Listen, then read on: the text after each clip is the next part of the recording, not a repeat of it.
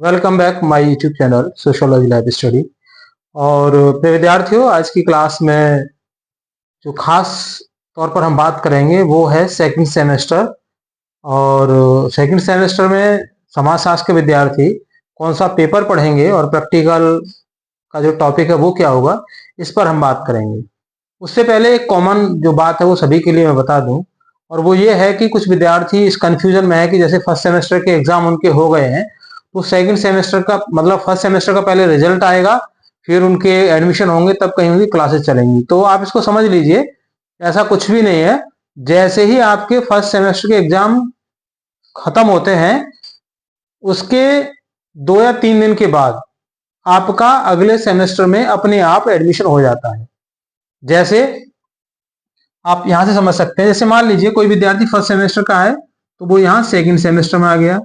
कोई विद्यार्थी यहाँ पे थर्ड सेमेस्टर का है तो वो फोर्थ में आ गया। और जो विद्यार्थी यहाँ पर फिफ्थ सेमेस्टर का है, ठीक है, वो यहाँ पे सिक्स सेमेस्टर में अपने आप आ जाते हैं। यहाँ आपको कुछ नहीं करना पड़ता है। आपको इस रिजल्ट मतलब इस सेमेस्टर के रिजल्ट का भी वेट आपको नहीं करना है, ठीक है। बिना रिजल्ट का वेट किए ही आप सेकंड सेमेस्टर में आ जाते हैं। अब बात आती है यहाँ पर एक छोटी सी जानकारी के लिए, ये कि अगर मान लीजिए इनकेस आपने फर्स्ट के एग्जाम दिए हैं और आपके 1-2 सब्जेक्ट में बैक आ जाती है तो उसका क्या होगा।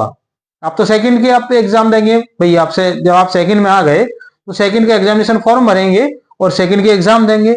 और आपकी फर्स्ट में मान लीजिए आपकी बैक आ गई किसी भी पेपर में, आपने उसको क्वालिफाई नहीं किया या किसी कारण से वो छूट गया है, तो उसका समाधान ये है कि जब आप थर्ड सेमेस्टर में चले जाएंगे, यानी सेकंड सेमेस्टर को पास करके जब आप थर्ड सेमेस्टर में चले जाएंगे तो थर्ड सेमेस्टर का परीक्षा फार्म भरते समय उस समय आप फर्स्ट का भी फार्म भरेंगे, उन पेपर्स का जो आपने क्लियर नहीं किए हैं फर्स्ट सेमेस्टर में। तो इस तरह से आपकी क्लास नहीं रुकती है, आप क्लास में आगे बढ़ते रहते हैं, प्रोग्रेस करते रहते हैं। और जो पीछे आपकी जिनमें बैक आ जाती है या जो पेपर्स आपके छूट जाते हैं उनको आप उसी क्रम के सेमेस्टर में बैक फॉर्म भर के उसको क्लियर करते हैं। जैसे फर्स्ट की बैक थर्ड में करेंगे या फिफ्थ में करेंगे।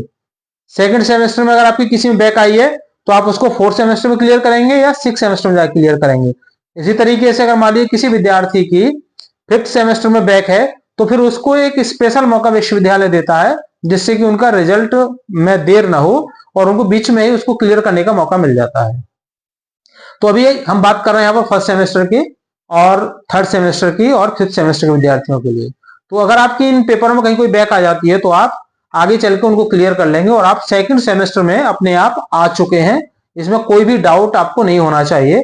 और सेकंड सेमेस्टर की जो कक्षाएं हैं वो प्रारंभ हो चुकी हैं कॉलेज में, अगर आप जाके देखेंगे वो क्लासें आपकी चल रही हैं। तो आप अपनी क्लासों में पहुंचिए, अपने प्रोफेसर से कांटेक्ट कीजिए और अपनी क्लासों को कंटिन्यू करिए, आगे की पढ़ाई को कंटिन्यू करिए। तो इससे संबंधित अगर कहीं कोई प्रश्न है तो आप मुझे आगे चल के कमेंट सेक्शन लिख के आप मुझे बता सकते हैं, मैं वहां पर आप उसका आंसर आपको दे दूंगा।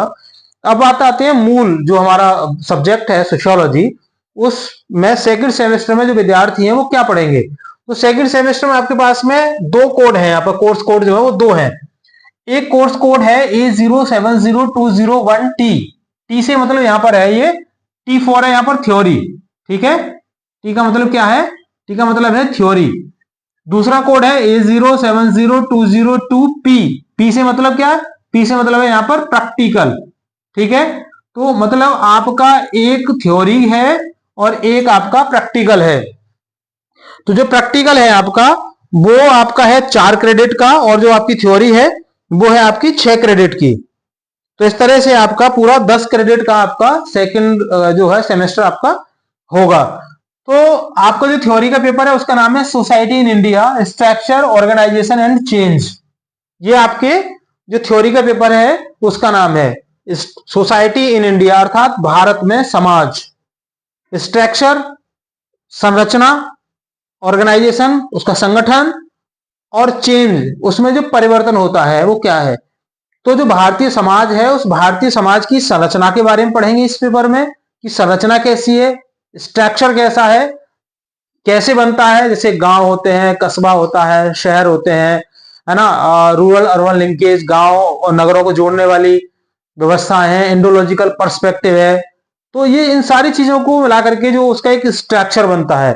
फिर जो उसका संगठन है वो कैसे बनता है, और इसके बाद जो सोसाइटी है उसमें परिवर्तन क्यों आते हैं, कैसे आते हैं, किस प्रकार से परिवर्तन आते हैं, ये सारा का सारा आप इस पेपर में पढ़ेंगे। मतलब पूरी तरह से आप जो इंडियन सोसाइटी है, भारतीय समाज है, उसको समझ सकते हैं इस पेपर को पढ़ के।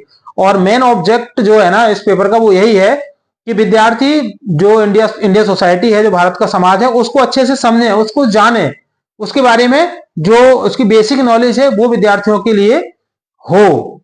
तो ये आपके इस पेपर का उद्देश्य है।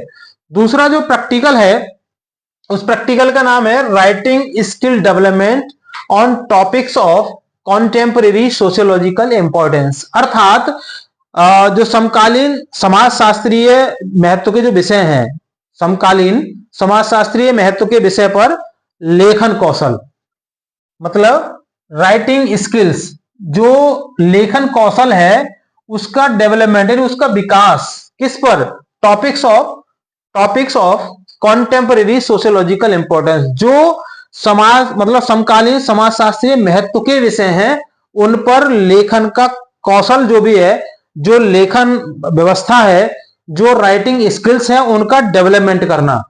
अर्थात विद्यार्थी के अंदर राइटिंग स्किल्स का डेवलपमेंट करना उन टॉपिक्स पर जो कि समकालीन समाजशास्त्रीय महत्व के विषय हैं। कौन कौन से हैं? जो आजकल सोसाइटी में आप देख रहे हैं, जैसे गांव है, नगर है, कस्बा है, डाइवर्सिटी है, यूनिटी है, रिलीजन है, कास्ट है, क्लासेस है, क्योंकि इनसे मिलकर के क्या है, एक स्ट्रक्चर बनता है, ऑर्गेनाइजेशन बनता है और चेंज भी इनमें आते हैं।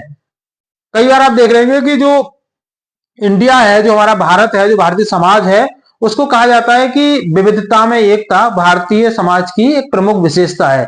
मतलब यहां डाइवर्सिटी है, अनेक धर्म, जाति, पंथ, संप्रदाय, समुदाय आपको मिलेंगे।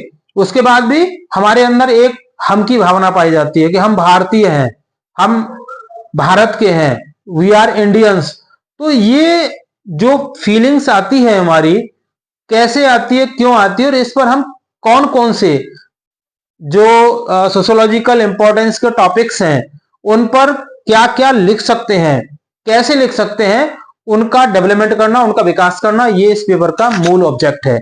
इसके साथ ही विद्यार्थी के अंदर उन सारे गुणों को विकसित करना जिनके आधार पर वो विद्यार्थी आगे चल के रोजगार आसानी से पा सके और वो इन फील्डों में अपना कैरियर सेट कर सके। जैसे फील्ड ऑफ मीडिया, मीडिया के फील्ड में जर्नलिज्म जो पत्रकारिता है, ऐसे राइटर जो निबंध लेखक होते हैं, आपने देखा होगा ना जो बड़े बड़े आर्टिकल्स आते हैं पत्रिकाओं में, न्यूज़पेपर्स में, उनको कैसे लिखेंगे आप।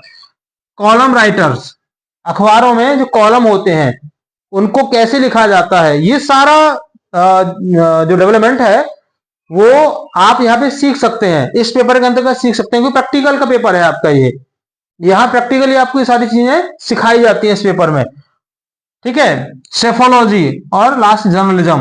तो इन क्षेत्रों में, अर्थात इन मतलब इस फील्ड में जो विद्यार्थी अपना रोजगार करना चाहते हैं, रोजगार ढूंढना चाहते हैं या अपना कैरियर सेट करना चाहते हैं, उन विद्यार्थियों के लिए पेपर बहुत ज्यादा महत्वपूर्ण है।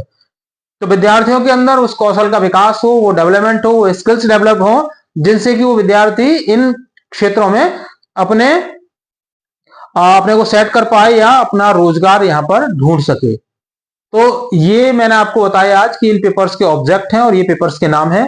अगली क्लासेस में मैं आपके साथ चर्चा करूंगा कि कौन कौन सा इसका सिलेबस है, सिलेबस के टॉपिक्स कौन से हैं, और सिलसिलेवार उन सिलेबस को हम 1 बाय 1 यहाँ से डिस्कस करेंगे। और आपसे मेरा विशेष निवेदन है कि अगर आप नए हैं चैनल पर, सब्सक्राइब को जरूर कीजिएगा। वीडियो पसंद आए लाइक शेयर कीजिएगा। कोई क्वेरी है तो कमेंट सेक्शन में लिख के बताइए। मिलेंगे अगली क्लास में, तब तक के लिए जय हिंद।